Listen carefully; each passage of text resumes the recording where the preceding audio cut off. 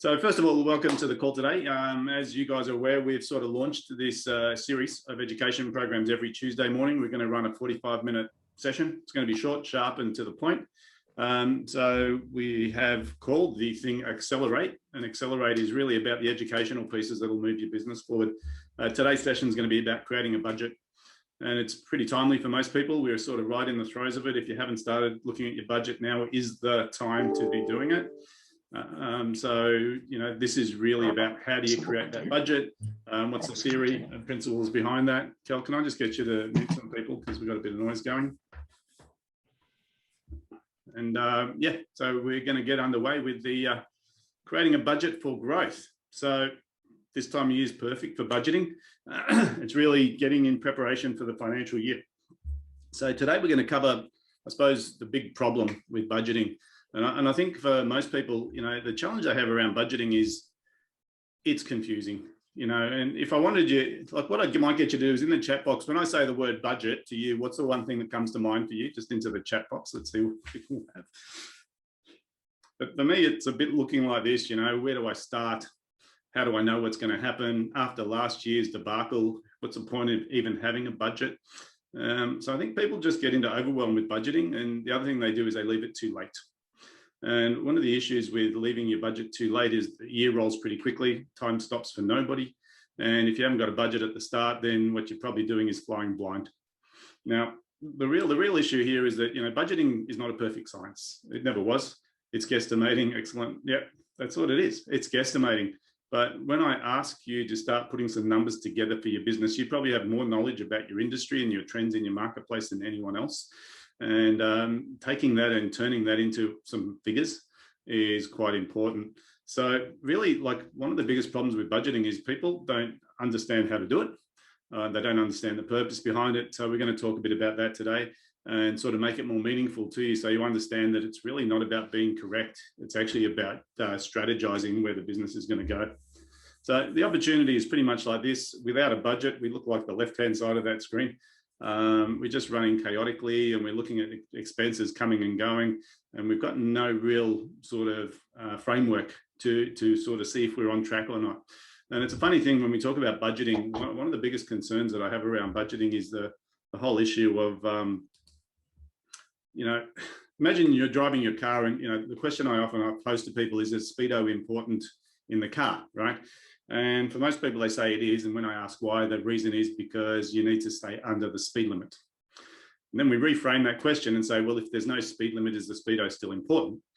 And the short answer is not really, right? Because some people say it is because of safety. And I say, well, staring at the speedo is probably not good for driving. You're better off staring at the road. But the reality is that the speedo is only useful if we have a reference point to tell whether 60 kilometers is fast or slow. Okay, so one of the big issues with budgeting and the opportunity is, when you set some estimates for where you think the business is going, you have a reference point. And then what we can do is we can look at the monthly figures and we can assess whether we're ahead or behind of what we anticipated. Because often I'll say things to people like, you know, if we had a profit of 50,000 last month, is that good or bad? Well, it depends on who you are. For a startup, it's awesome, but if you're BHP, you're in big trouble. So the opportunity is really, how do I actually, you know, understand what a budget is? And how do I use it so that it's actually giving me peace of mind when I'm driving my business forward? It also gives me a framework to do some future gazing, so to work out where my strategy needs to be focused. And we're going to touch a bit on that today. So we're going to cover 5 key principles about how to do a budget. We're going to do the start today, and then I'm going to leave it for you guys to finish, because in 45 minutes, if we rate your budget for your business, I'd be concerned. Okay, so let's start with the basic principle, and this is the big picture. Often when we look at budgets, you know, and people say, well, where do I start? Well, I'll suggest you start at the beginning. And if we look at how a business runs, there's 2 kinds of expenses. There's what's known as fixed costs, which are basically the overheads of running a business, which is the same every month. And we can predict those pretty much year on year, other than, you know, physical change within the business. So they're things like rent, regular wages, taxes, all of your insurances and the like. And then we have another cost that sort of jumps in here as well, which is known as a variable cost, or a cost of sale. And it sort of looks like that. Now, unfortunately, the terminology fixed and variable doesn't make 100% sense. A fixed cost, by definition, is it a cost that's incurred regardless of making a sale. So even though you might have a telephone bill that varies every month, it's still considered fixed, right? A variable cost is a cost that is incurred as a result of a sale, which means it's a cost of delivering the service. Okay, so if you don't deliver, you don't pay. So you'll notice on the left-hand side, if we have 0 sales, we have 0 variable cost. If we add these two together, we end up with a thing called total costs. Total costs look a bit like that. And it's just a combination of those two. Okay, so it starts at what fixed costs is. So that's the cost you pay every month. Now I'll explain why I'm giving you the basic mathematical equation in a moment. But then we have a thing called sales. Now the objective in business is simple. Sales needs to exceed costs, right? Pretty simple mathematics. And there's a couple of critical elements here. The first one is what's known as the break-even point. Can I just get a show of hands who knows their break-even point in their business right now? What it takes to break even? One person. Okay. It's a tricky question for a lot of people, but what the break-even point stipulates is how much revenue do I need to generate to cover my costs? Now, if you're profitable, then it's not that important to you, but it's worth knowing, right? It's worth knowing what your break-even point within your business is. And we're going to talk about how to calculate that. It's pretty simple, right? And I don't think people need to focus on it. They just need to be aware of it, because if you're aiming for break even, which is what most people do, you end up with 0 profit. Now, where this is all going is that when we sort it down here in this bottom end here, this is what's known as being in loss. Usually shows up as red on your P&L. And this part up here, right, this part up here is known as being in profit, which is awesome. But there's a couple of distinctions that I want to make about this. So the big picture is this: we need to be over break even in our business. Our budget should be stipulating being over break even. The question is how far over break even. And we're going to talk about how we do this today. Because when my experience has been, most people who run a business will make enough money to pay all their bills. And there's a thing called profit, and sometimes it's optional and sometimes it's non-negotiable. But if we look at where profit sits on this spreadsheet, on this graph, right? Most people will see profit as what's called a variable cost, right? I don't take profit unless there's profit left over. Now, my suggestion is that we need to be budgeting for a profit. So when we do our budget today, we're going to pick 3 points in time that we're going to work towards. The first one is the obvious one, which is we need to be above break even. Now, I don't know what that is for you. You need to do the maths on this so you can understand what it is. But this is generally what's known as being conservative. But where should we be aiming in a business? Well, in simple terms, there's a section right up here. This is a point that's really quite important in the business, and it's known as what's called maximum utilization. Maximum utilization. Now, what is that point? Well, I'll give you some examples so you can understand what it is, but for your business, it's what's the maximum I can put through my fixed costs. So if you have a factory, what's the maximum throughput of the factory? If you have contractors that you're using laborers, what's the maximum that they can bill? Okay, if you're professional services, it's the same sort of thing. And for some people, this is a hypothetical, it's a really unknown. So say you were selling in insurance, well, what's the maximum utilization of your resources? You've got to try and work out what the capacity of your team is. But the reason maximum utilization is important is you'll notice that the thing that happens here is that our profitability goes up disproportionately as we keep delivering more on the same fixed cost. And for a lot of people in business, they're not optimizing their profitability, they're optimizing their revenue, or they think they're doing as much as they can. Now, when we start budgeting for maximum utilization, what we're saying is, if in the perfect world, we could get you as many clients as you wanted, and we could sort of set the price of the market. The question is, what would it look like in the perfect world? So that's what maximum utilization is all about. Now, we're going to talk about the conservative, the maximum utilization, and probably going somewhere in the middle today, because when some people said it, you know, when we do our budget, it is a guess, okay? It really is a guess. But what we're trying to use is some of our intuition, some of our historic knowledge of our business to temper what we think is coming up. So the big picture here is pretty simple. As a business, we want to aim for maximum utilization. A quick story on this. In my early days, I worked with a hairdressing salon. And I often will ask people, at what capacity are you running right now? And this is a question you probably need to answer, that if we were looking at your business right now, what percentage of capacity are you delivering at? Because if you're at 100% capacity right now, then growing your business becomes a little bit difficult. So this lady, she said to me, David, we're at 100% capacity. I said, please explain that. She goes, well, there's 3 hairdressers and myself, and each one of us is fully booked. And the only reason we drop below 100 is cancellations or no-shows. And I said, well, that's interesting. Okay, so tell me a bit about the salon. How many seats do you have in there? And she said, we have 8 seats. Now, when someone says to me they've got 8 seats in the salon, what I'm saying is you're paying for 4 seats that you're not using. So your fixed costs, your overheads are high compared to what your capacity is. And her argument back was can't find good hairdressers. You know, they're really difficult employment market. Some people would be saying that right now. Now, my suggestion to her is what she thought was 100% of capacity was actually 50%. The thing that was blocking her was not the ability to book more hairdressing clients, that was the ability to find hairdressers. So when we did this graph with her and looked at maximum utilization, it was a game changer because she said, right, so my priority is not making sure that my girls are fully booked. My priority is finding 4 more hairdressers to work in my salon. And this is where the strategy kicks in when we start looking at maximum utilization within the business. Everyone follow me on this? Thumbs up if you're with me. Yep. So the question I'd like you to sort of ponder, and I don't think you can answer it today, is, well, what is the maximum utilization? Now, I know for people like Craig who are on the call, they're a salesperson. So maximum utilization has to be based on how many sales calls can he do per week and what's his current conversion rate, and if he improves that. So it can be quite high for some people, especially if you're selling a product that you're not delivering. But for the majority of people on this call, you have a deliverable service or product, and the capacity might be constrained by the number of trucks you have, the size of your warehouse. It could be the number of professionals that you have on your team right now. But it is a guess, right? It is a variable number, but we need to be thinking about how we can achieve it. So moving right along, this is where the rubber hits the road. For some of you guys, you've already done this. For some of you, you're not ready to do it yet because we've got another month and a half to go in this year. But I would like you to sort of have a guess at doing this. And what's your estimated sales revenue for 2021, which is the financial year that's just about to finish, right? Now, whatever that number is, I need you to guess it for today's exercise and throw a number in there. So for some of you, it might be like 10 mil. Some of you might be 1 mil. For some of you, it'll be 100K. It doesn't matter what the number is. What do you think you're going to end up for this financial year? Just jot that down in your notes. Now, variable costs. We talked a bit about what variable costs are.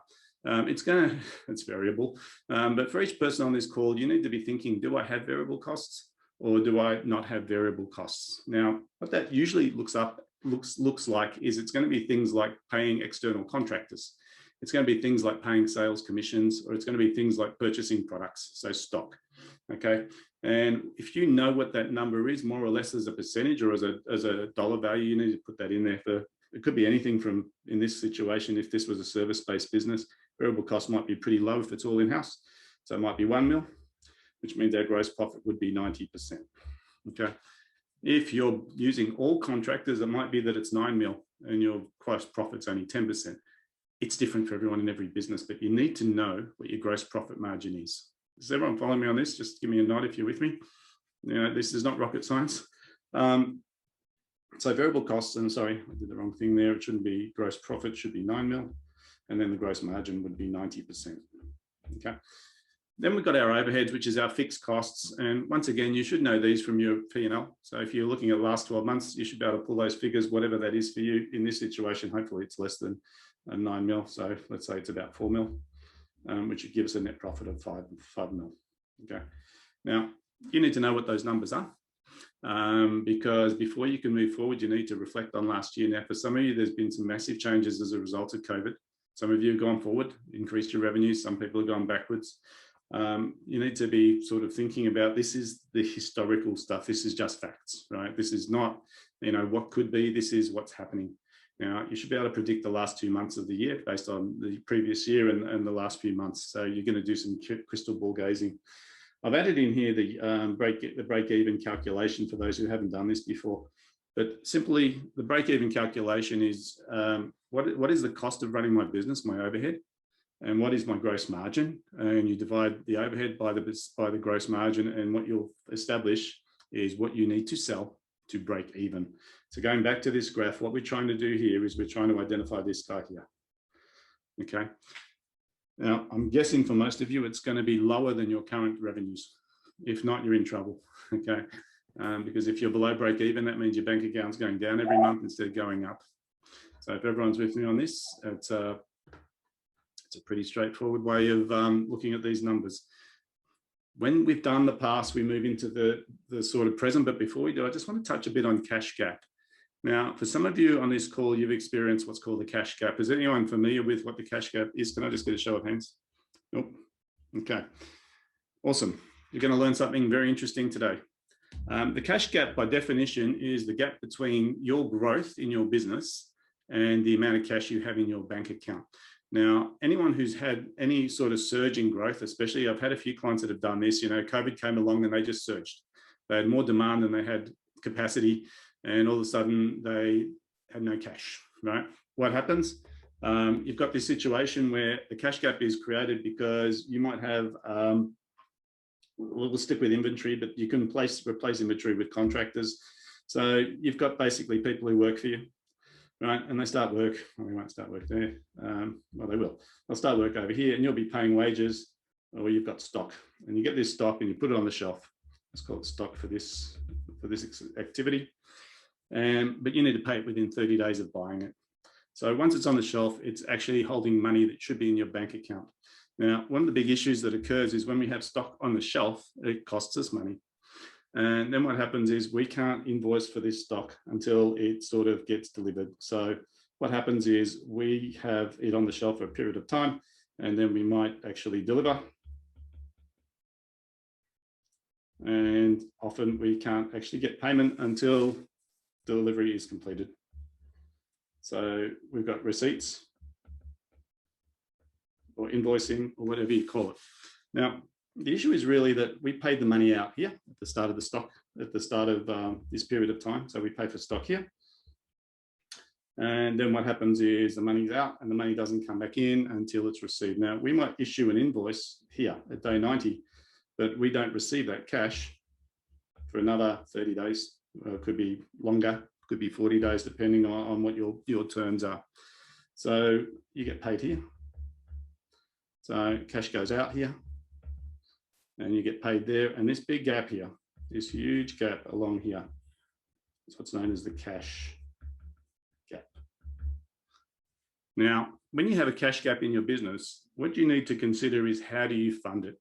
Now, for some people, it's literally overdraft. For some people, it's capital that they have, what's known as working capital. And for other people, they don't understand what's going on. They go, we got more business, we're invoicing more than ever, but our bank account is at zero.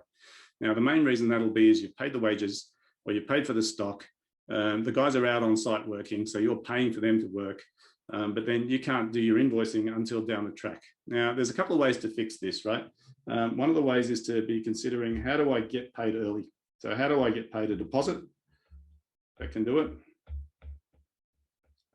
Progress payments, that can do it. So you can get progress payments along the way. And the other thing is not to carry stock where possible, or to work in just in time.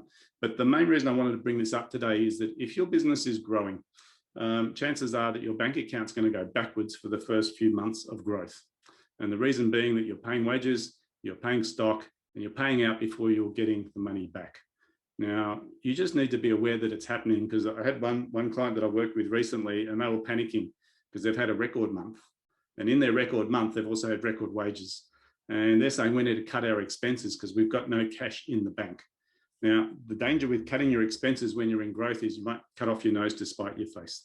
So just be mindful of, if there's a cash gap within your business, work out what it is, work out what the period of time is and the amount of cash you either need to reserve or be prepared to inject into the business, or work out strategies to close the cash gap. Now, if anyone's in a pay before delivery situation, anyone in that situation where they get paid before they deliver? Okay, there's one or two on the call. We get paid in advance for the month. And so we don't end up in a cash gap, we end up in a cash surplus. People like Dell sort of initiated this when he first started selling computers online, and he'd get paid before he actually owned the computer that he was delivering.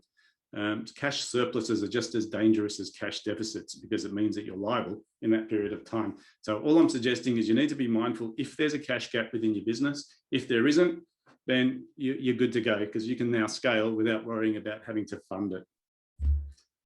So let's talk about the next part, which is the future, right? Now, you'll notice here I've done three things in this sheet, and I need you guys to all have done this. If you haven't done this with your coach, you need to be doing this, is putting last year's figures in. So last year's figures are just going to go into that section there, which is just what we went through. There's only probably 5 numbers that you need to know. So you need to know your sales, your cost of goods sold, You can calculate gross profit and gross margin from that, your overheads and your net profit. So in reality, what we need is we need to know this figure, we need to know this figure, we need to know that figure, and then we can calculate the rest. So 3 numbers that will come out of your P&L. Okay, you'll be able to put your 2021 figures in there. You'll guess the last 2 months, or you can use the previous 2 months if you're not sure. And then we're going to have 3 goes at doing our budget. Now, I say 3 goes because I believe that, you know, for most people, when they do their budget, they go with a formula.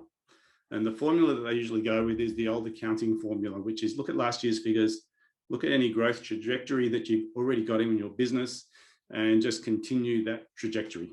Now, other people use a more conservative approach and they go add 10% to last year's figures, which is organic. To me, I'm not a fan of either one of those strategies because that's sort of a pretty loose guess and it doesn't take one thing into account. And the one thing it doesn't take into account is what are you going to do differently this year? So for someone who's decided marketing is a strategy that they're going to implement this year, you can implement a marketing strategy or a sales team. 10% growth is really not even close to where you might be. You could double the revenue of the business in 12 months if you're aggressive about it. Now, that's not taken into account in a conservative estimate. So I just want to go back to that document there, that sheet there. Now, when we do our budgeting, it is about crystal ball gazing. Okay, and so we can do the conservative thing. And usually my accountant's pretty good at giving me the conservative one. 1 year he came in, he said, David, you made a lot of profit in the last 3 months. What have you done? You've reduced your costs. I said, yeah.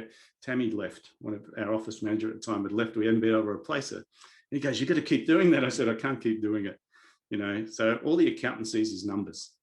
What he didn't understand is that that's really a problem to me, not a great thing. So we need to be clear what the accountant is telling us our budget should be is probably more on the conservative side because all he's seeing is the numbers, the rearview mirror. This aggressive side, so when we talk about aggressive, this is to me up here. Okay, so aggressive to me means what is my maximum capacity of my current infrastructure? Now, if you're contemplating moving into a new office space or a new workspace or a new warehouse or employing a few more people, what does that look like for you? Okay, and then we're going to settle somewhere in the middle. Now, this middle one here, which I call mid, is a stretch beyond conservative, but it's assuming we're not going to get to maximum utilization. So going back to what we just talked about, you're going to end up with 3 columns here. So the first column is going to be your conservative estimates for next year, just for the 12-month period. Okay. Now, I'm guessing for most of you, it's going to be at least last year's figures or potentially last year plus 10%, whatever that is, but it needs to be above break even.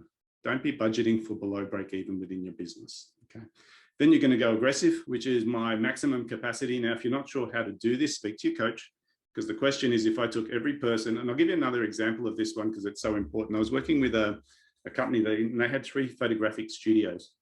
And we were talking about their profitability, and it was down around 8% net profit for their business. And they said, we just don't understand why we're so low on profitability. And we went through this activity with their team and said, let's talk about maximum utilization. I said, what do you mean? I said, well, you've got 5 studios around Australia, and each one of those has within it three photo shoot rooms. And my question is, what's the utilization of those rooms? And they said, well, you know, it's flat out on the weekend, but during the week it's quiet. And I said, well, what does that mean in terms of utilization? Well, if we've got 7 days in a week, we're busy for 2 and we're quiet for 5. And we did the mathematics on all this and said, well, what is the accessibility? What's the usability? You can't use those rooms maybe at 3 a.m. in the morning, but we could do photo shoots during the week and on weeknights. And I said, well, we could, but no one wants to do those. I said, just do the numbers for me and let's assume we go maximum, which means those rooms are used all the time. And we did this calculation. We worked out that the capacity they had versus their current utilization was like they were running at 20% of that capacity. Now, it blew their minds, first of all, because of the numbers, because you've got to remember your fixed costs don't change, right? That's why they're called fixed. So any dollar that you make after fixed costs, so going back to that graph, you know, every sale that's after break even is highly profitable. And this profit area here grows as you squeeze everything out of what you've got. So even though we couldn't use the rooms 7 days a week, we started putting on specials and we started doing, you know, like Pension Tuesday type thing where we'd say, if you get your photo shoot done during business hours, right, we'll offer you 50% off your prints. Now, it sounds super aggressive, right? But here's the thing, we were using capacity that wasn't being used. And so we weren't offering discounts, we were offering an incentive to use time that wasn't allocated. If anyone ever tried to use the 50% discount during peak hours, they couldn't. Now, we all know this happens, right? Airlines do it all the time. If you want to fly an aeroplane and you want to get to Sydney today, you'll pay $500, right? For the same seat that if you booked 6 weeks ago, you'll pay $50 for. Now, it's the same seat, right? What is the difference? The difference is your urgency. So what you need to think about with your capacity is when we talk about this maximum utilization, how do we use the unused capacity of your machinery, of your equipment, of your team? And even if you offer it at a discounted rate, you can start increasing revenue and profitability because those costs don't go away when they're fixed. Everyone following me this? Thumbs up if you're with me. Yep. So this exercise is a stretching exercise, okay? It's not just one about saying, well, what is my maximum? I want you to really think laterally about what can I use? What's my maximum capacity? Because when we did the numbers on this for the photographic studio, even at the discount of 50% for those unused hours, the profitability went through the roof. So we did this estimate, we did this budget, and we started offering these special deals to get people in midweek. What we found is that it was difficult to fill. So we kept dropping the price. But here's the thing, the guys were sitting there in the studio doing nothing anyway, right? So if they're doing nothing anyway, what's the difference if we charge 20% or 100% of the price? You have to be very clear that people can't move their appointments.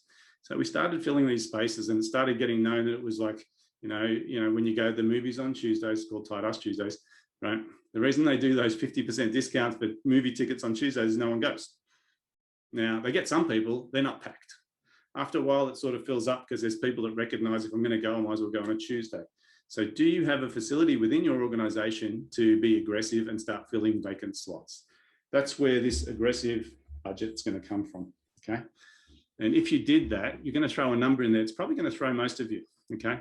Because anyone who provides service, what it means is any service technician that you have working for you, aggressive means they're billing every single hour they're with you. There's no downtime, there's no admin time, because we would pay someone else to do the admin so that they can be on the tools and be billing their time, if that makes sense.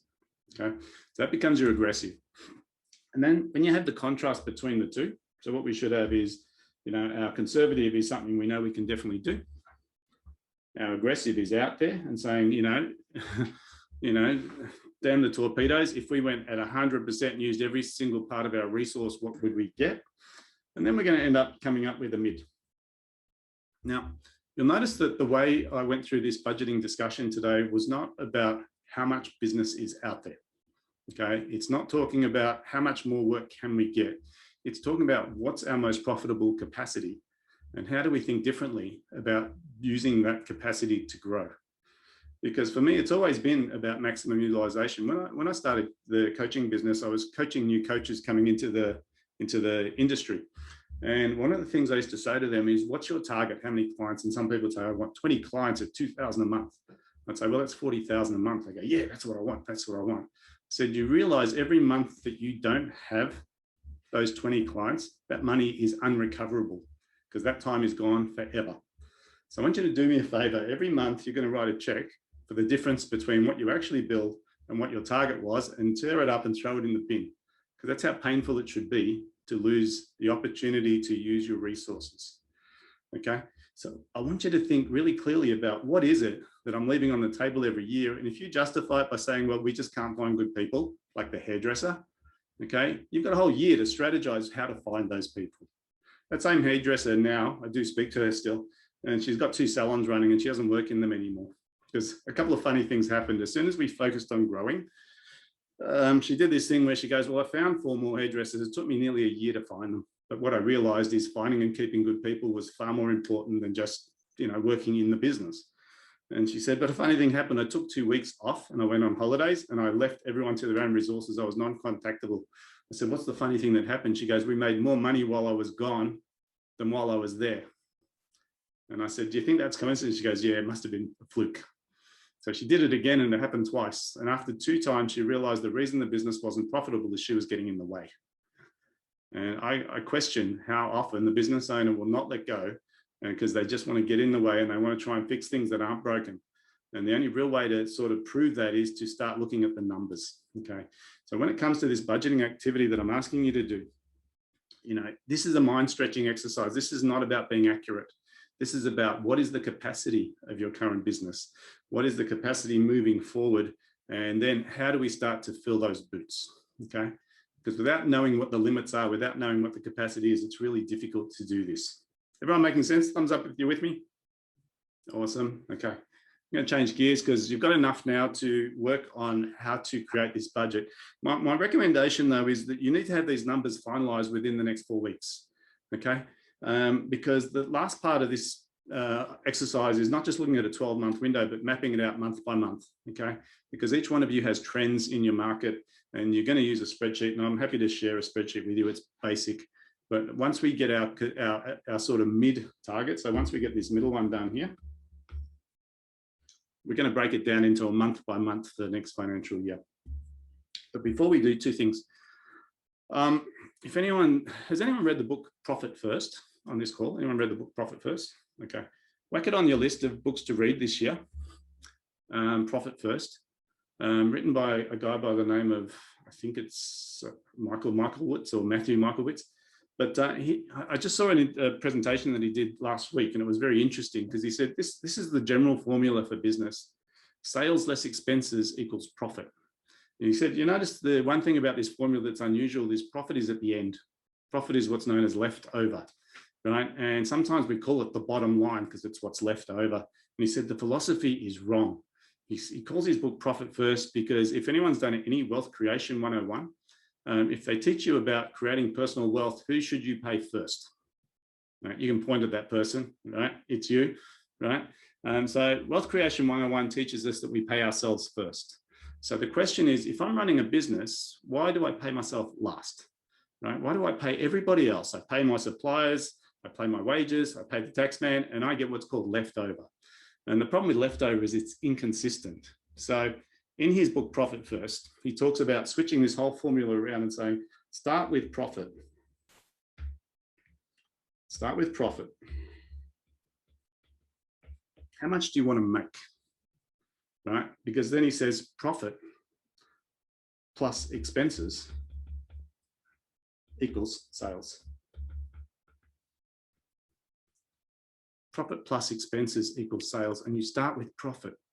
Right? Because you say, how much do I want to make personally? Then I say, how much does it cost me to deliver that? Which then creates how much I need to sell. Okay. Now he's using the philosophy, pay yourself first. In his book, he talks about a few things. One of the strategies in there that I've been using for nearly 20 years and I love is having a profit account. Who has their own profit account right now in their business? No. Okay. One person, Martin. The rest of you guys, you need to do this. It costs you $0 to open a new bank account. And what I want you to do is I want you to open a bank account called the profit account. And what we're going to do is we're going to pick a nominal value. Now, in Profit First, he talks about starting with something as low as 1% of revenue. And he says use a percentage because then if there's low revenue, you're paying less. And for most people, if we said, let's take 1% of revenue and put it in the profit account, they would still be able to run their business and pay all of their expenses and still manage. Would that be fair? Not if you believe that's to be true. Right. So I want you to think about what would happen if we took 1% of revenue and put it into a profit account that you're not allowed to draw on until the end of financial year. This is what will happen. You will have profit. Now, 1% super conservative, and he says start low because the whole idea is don't overcommit to this thing. But the philosophy is simple. If you pay yourself first by using a profit account, and you start implementing this whole idea of every month I take out a percentage and I put in this account and I can't use it, you will start to accumulate profit within the business. He's a bit more sophisticated in his book. He talks about having 5 different accounts because for a lot of people, they use their bank account as a way of managing their business. And it's not a good idea, right? Because when money comes in, money has to go out to cover those costs as well. So by having separate accounts, he says you prepay your tax into one account, you prepay your wages into one account. And so every time a big chunk of money comes in, you distribute it out. The simple formula is to start with a profit account. And I think it's probably one of the biggest moves that will shift people to making profit in their business is to start putting profit out first. Start at 1% and you can grow it to whatever number you like. Is everyone with me on this? Thumbs up if we're going profit account. Do it. you'll be happy. I had a few people that have done it and they end up with, 50 to 100,000 just sitting at the end of the year. And they go, what do we do now? Well, the answer is you pay tax on it and you can redistribute it, but it's a good problem to have to say, what do I do with that profit? Last thing I want to touch on is the budget itself. Now, that usually gets people to go glazy-eyed and fall asleep when they see this thing. This sheet is available in the link that Kelly sent you. You can use any method you like, but once we've done our annual figures, and all I've got here really is no different to any other P&L. You've got your income on the left-hand side, you've got your gross profit, which you take out, and it shows you your percentage profit. Then you've got your overheads, and it'll do all the mathematics for you. So the things in yellow are calculated for you, the things in blue you fill in. Some people don't have cost of sale, that's fine. You change this as often as you like. This is just a basic, simple budget. What I'm looking for here is this figure down the bottom right-hand corner here, where you can see totals, and there's a thing called total net profit. So the figure that I'm interested in is this one, down the bottom right-hand corner. Because if I'm talking about paying myself first, that figure has to reconcile with what I want to make out of my business, that figure. Now, that'll be calculated, that's in yellow, by what your overheads are, what your income is, and what your cost of sale is. And so once we've done our 12-month mid, then what we're going to do is we're going to map it out month by month. We're going to do it in this spreadsheet so that you can use this, make copies of it, use one for aggressive, use one for conservative, and use one for middle. And that's then going to give us a month by month target for our business. Is everyone following me on this? Cool. I'm not going to dig too much, but I'm going to open the questions at the moment. So has anyone got any questions or comments they'd like to make at this point in time about what we've been through? If you do, you can either do one of two things. You can chuck it into the chat box, or you can just unmute yourself. We've got a small group today, but I'm going to go around and just sort of ask how you feel about this, where you're at with it, and if there's any questions or concerns around it. I might do a quick round the table. So anyone like to volunteer themselves first? Stephen, you're up. Thanks. I was about to volunteer. I know. It's good. I've got a couple of the team with me, and we're going straight into a Zoom session after this, and we're going to brainstorm it some more. But it's really good. Yeah. I mean, for me, what I'd suggest you do is you talk about this theory of maximum, and you just say to the team, if we had no constraint on how many clients we got on board, how much can we pump through the factory? And don't get too committed to building new infrastructure, right? It's a what if scenario. It's about what's possible, and then we can map it into those things. So, yep, I think it's just a methodology. Like I said, I didn't want to get into the facts and figures today because that's the detail for every business. Awesome. Kevin, I might get you on. How you going? Yeah, you need to unmute. Yeah, I'm well. Thanks, David. Yeah, look, I'm doing well. I like the concept of maximum utilization. I think that's going to be a long way. In fact, I'm going to be quite scared, I think, when I see the underutilization at the moment. So, and I like the fact that we're going to break down not the conservative, but the mid, which should be aspirational. So, yeah, I'm looking forward to chatting with my coach when I meet them. What I'm going to suggest is this whole idea of maximum utilization does scare people, right? Remember, this is just a theory on paper. We're just mapping a what if scenario out. Usually by doing this, you'll find unused capacity within your organization, and it'll highlight the areas that you can focus on. I'm not suggesting that your maximum utilization is something you go for, right? Mm-hmm. It's a tool. It's a tool to stretch your thinking. And if we don't use this idea of maximum utilization, people are coming from constraint. Look, we only grew 10% last year. I don't know if I want to go beyond 10% because that's what we did last year. Well, that's just assuming that you're not changing your strategy, right? So the question is, how much are you leaving on the table? And then how do we cash in on that gap? Awesome, thanks. Martin, might switch to you. How are you going? Yeah, great, thanks, David. No, that was really interesting. In fact, with Nigel Letty and my wife's the CFO of the business, we've been really drilling down on figures and profitability and costs and so forth over the last few months, so we can be transparent with our management team to allow them to make decisions. And the maximum utilization is pretty much, although we haven't called it that, and Nigel hasn't used that term, that's pretty much where we're at right now, where our business is a fire protection business and we employ plumbers, as in sprinkler fitters, doing sprinkler works and hydrant works, and we've got electricians doing emergency lights and fire detection system stuff. And I guess the issue we've got is we're at a position where we're pretty much our profit's very low at the moment, but Yeah. we've got some big contracts looking at coming in the door pretty soon, Yeah. and looking at making the step of employing new technicians to perform that work so we can bring sales up. So I guess our problem is that the fixed costs will go up because they're salaries, but then that obviously brings more sales in the door. So Awesome. yeah, it's a fine juggling act for us. It is. There's a couple of strategies there, right? Because that's similar to what we were talking about with the hairdresser. You know, she just literally said you cannot find good hairdressers, and it was true, right? Good hairdressers are hard to find, and I know that in the fire industry, finding technicians is near impossible, right? They're rare as unicorns. But the thing is, they exist.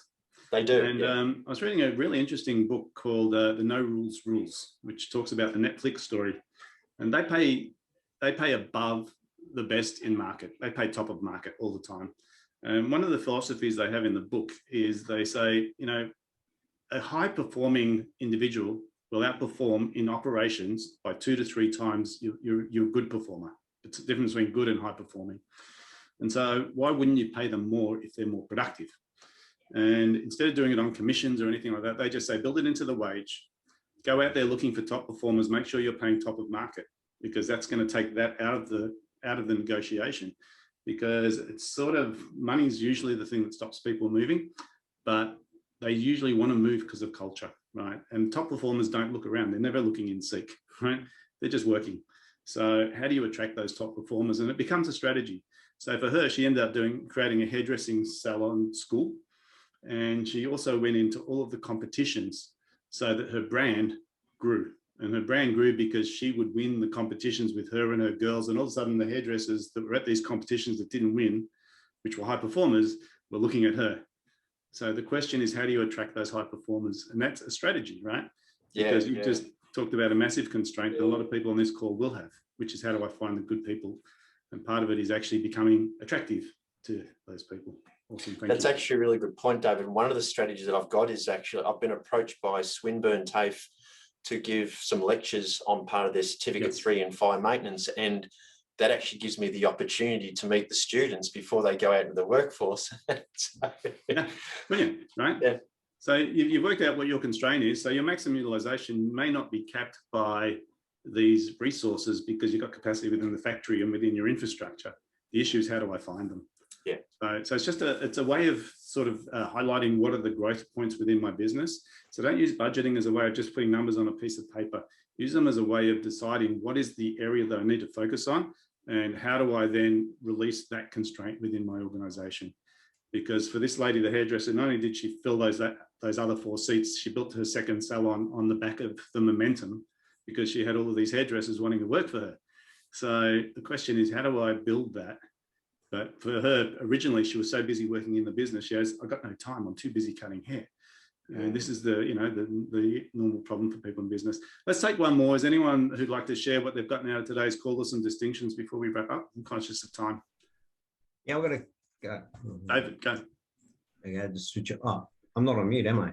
No? Oh, good. Okay. So I've heard that the idea of taking money out into separate accounts before. Yeah. And just your thoughts on creating it as a separate account versus I culminated all that money and just put it in my offset account so I didn't pay interest on my home loan. That's fine. Same thing. But you can't see it then. The thing is, it needs to be a one-way valve. Right? The problem with taking it out and putting in your home loan is if you need the cash, you can access it. Yeah.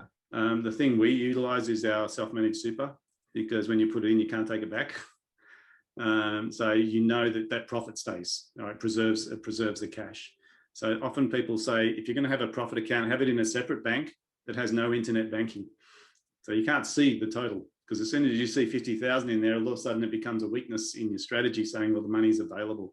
It's a bit like, if anyone goes on a diet to lose weight, the thing is to get all the bad food out of the house, because if it's in front of you, the temptation's there.